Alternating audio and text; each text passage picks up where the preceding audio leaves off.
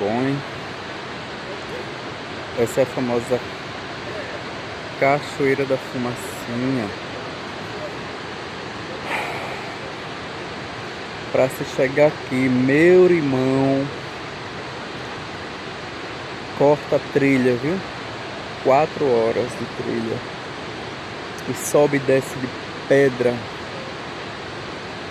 Um desafio. A gente chega aqui morto, praticamente. Para voltar, são 9 quilômetros de trilha. Para chegar até aqui, 9 quilômetros para voltar para casa. Então é um desafio.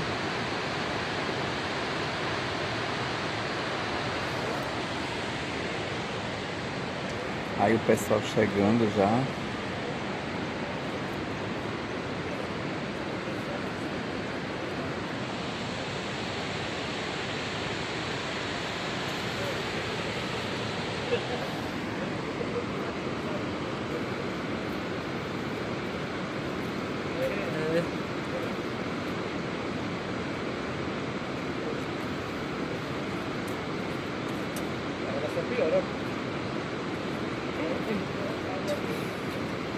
Jesus, amado. Deixa eu pular, meu velho.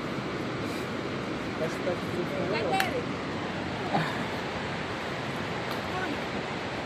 E agora?